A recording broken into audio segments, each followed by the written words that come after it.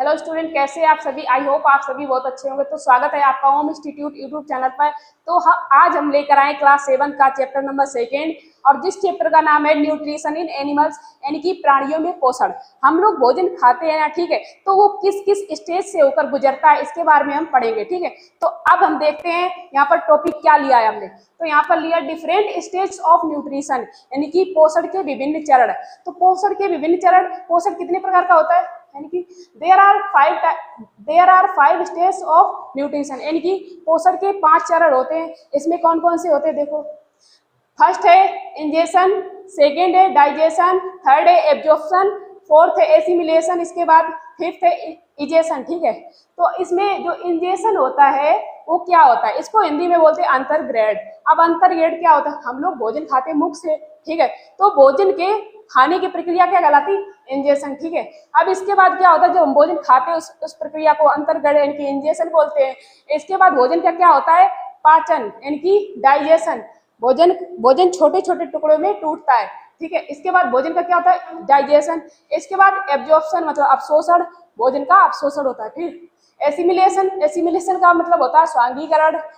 और इसके बाद आता है इजेशन, यानी कि भोजन का पूरी तरह से पाचन हो जाता है, इसके बाद इसका निष्कासन होता है, ठीक है। और ये प्रक्रिया क्या कहलाती है, इजेशन, ठीक है। अब देखो हमने न्यूट्रिशन के 5 स्टेज पढ़े, ठीक है।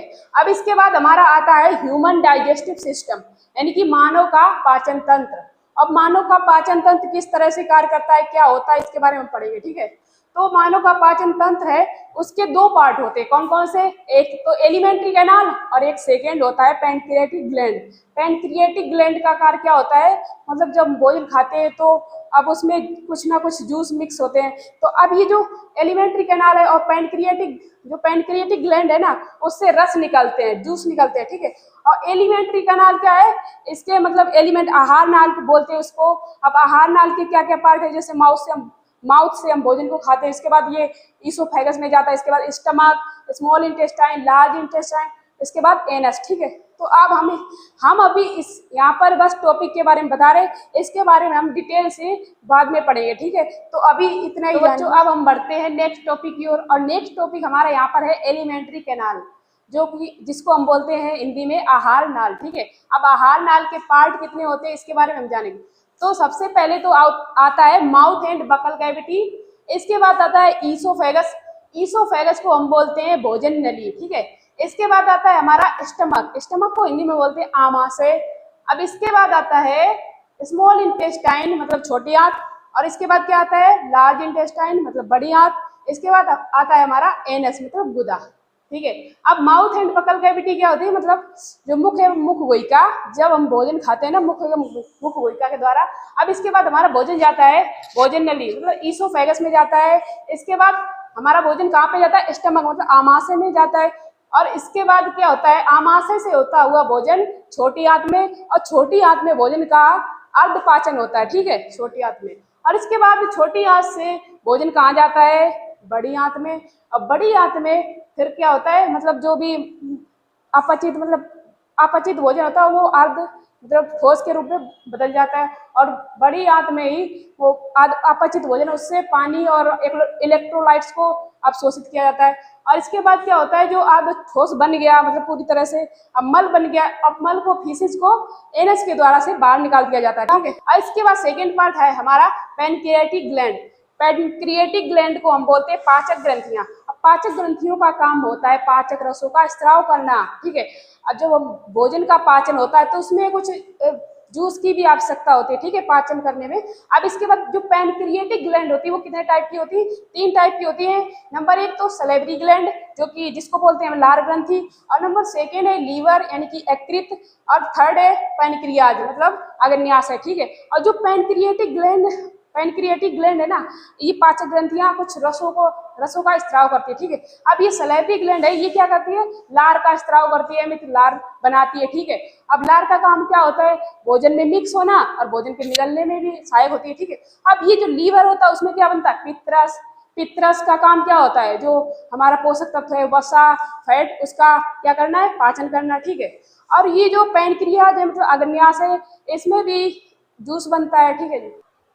तो बच्चों अभी हमने क्या पढ़ा, एलिमेंट्री कैनाल के पार्ट। एलिमेंट्री कैनाल के पार्ट कितने थे, 6। और इसमें पहले क्या था, माउथ एंड बकल कैविटी। इसके बाद सेकंड क्या था, इसोफेगस। इसके बाद क्या था, stomach, small intestine, large intestine and anus. ठीक है, अब हम पढ़ेंगे आहार नाली यानी कि एलिमेंट्री कैनाल का part first, mouth and buccal cavity. और माउथ एंड बकल कैविटी में क्या आता है, जो मुख है हमारा उसमें क्या क्या आता है, एक तो टीथ आते हैं, इसके बाद टंग और सलेवरी ग्लैंड यानी कि दांत, जीभ और लार ग्रंथि। ठीक है, अब इसके बाद क्या होता है, जो दांत है वो तो मतलब 4 प्रकार के होते हैं, इसके बारे में हम ध्यान से पढ़ेंगे बाद में। इसके अब ये जो टंग है इसके बारे में भी हम बाद में पढ़ेंगे, पहले टॉपिक को डिस्कस कर रहे हैं। ठीक है, अब इसके ये जो बाद में आ रहा है सलेवरी ग्लैंड, थर्ड पॉइंट। अब इसके बाद हम पढ़ेंगे इंजेक्शन। इंजेक्शन जो पार्ट किसका है, न्यूट्रिशन का। ठीक है, तो इंजेक्शन को हम पढ़ेंगे अंतर्ग्रेड क्या होता है। ठीक है, तो अंतर्ग्रेड क्या होता है, किसी जीव द्वारा भोजन शरीर में ग्रेड करने की क्रिया अंतर्ग्रेड कहलाती है। ठीक है, अब इसमें क्या होता है, the process of an organism taking food into its body is called injection, यानी कि भोजन को शरीर में ग्रेड करने की क्रिया अंतर्ग्रेड कहलाती है। ठीक है, तो बच्चों अभी हमने पढ़ा इंजेक्शन क्या होता है, मतलब अंतर्ग्रेड। अब हम पढ़ेंगे डाइजेशन क्या होता है। जब हमने भोजन को मुख से खाया, इसके बाद क्या होता है, भोजन के छोटे छोटे टुकड़े होते ना, ब्रेक डाउन। तो the break down of complex food यानी कि जटिल फूड, ठीक है, into simpler substances is called digestion. जो जटिल पदार्थ है वो सरल पदार्थों में टूटता है, यही होता है डाइजेशन। अब इसके बाद हमारा आता है एब्जॉर्प्शन यानी कि अवशोषण इसको बोलते हैं। अब इसमें क्या होता है, the process of absorbing food substances into blood is called absorption. जो हमने मतलब भोजन को मतलब पहले खाया, फिर उसका क्या होता है डाइजेशन, इसके बाद उसका क्या था एब्जॉर्प्शन। मतलब जो पोषक तत्व होते हैं ना भोजन में, जो पोषक तत्व मिश्रित होते हैं ना, उनका क्या होता है, वो ब्लड के द्वारा अवशोषित किए जाते हैं। उनमें जो पोषक तत्व जैसे खनिज, विटामिन, मिनरल जो भी है, तो उनको ब्लड के द्वारा से अवशोषित किए जाते हैं। बच्चों अभी हमने पढ़ा एब्जॉर्प्शन के बारे में, अब हम पढ़ेंगे एसिमिलेशन के बारे में। एसिमिलेशन को हिंदी में बोलते हैं स्वांगीकरण। ठीक है, अब स्वांगीकरण क्रिया में क्या होता है, तो the digested food reach different part of the body where there are used to make complex food. This process is called assimilation. अब इसमें हमने पढ़ा था एब्जॉर्प्शन में क्या होता है, जो पोषक तत्व थे वो हमारे मतलब ब्लड के द्वारा अवशोषित किए गए।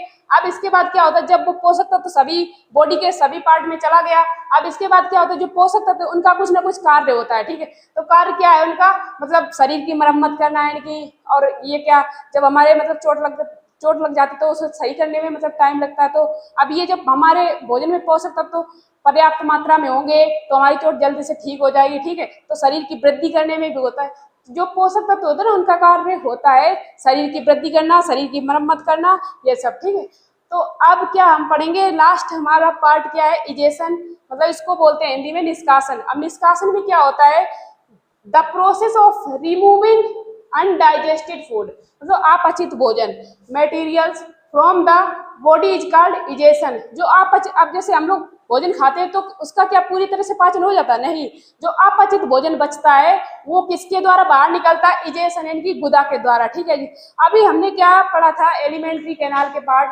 उसमें क्या क्या था, माउथ एंड बकल कैविटी, इसके बाद क्या था हमारा ईसोफेगस, इसके बाद स्मॉल इंटेस्टाइन, और इसमें बीच में था स्टमक, और इसके बाद था लार्ज इंटेस्टाइन, इसके बाद एनस। अब क्या था, जब हमारा भोजन मुख से हमने खाया, भोजन नली मतलब ईसोफेगस में गया, इसके बाद स्टमक में, स्मॉल इंटेस्टाइन में क्या होता है, भोजन का पूरी तरह से पाचन हो जाता है। ठीक है, इसके बाद वो लार्ज इंटेस्टाइन में जाता है, जो भी मतलब पानी, इलेक्ट्रोलाइट्स बचता है वो बड़ी आंत के द्वारा अवशोषित कर लिया जाता है। इसके बाद क्या होता है, जो बड़ी आंत में 8-10 ठोस मल बन जाता है पूरी तरह से, और इसके बाद क्या होता है, रेक्टम मतलब जो मलाशय होता है उसमें इकट्ठा होता है। फिर क्या होता है, जब मलाशय जो एक रेक्टम है वो ब्रेन को संदेश देता है कि अभी मतलब ये कंप्लीट हो गया इसको, मतलब फिर जब वो ब्रेन को संदेश देता है तो हमारी इच्छा होती है मल को त्याग करने की। अब मल को त्याग करने की इच्छा होती है तो हम किसके द्वारा त्याग करते हैं, इजेशन के द्वारा। ठीक है जी।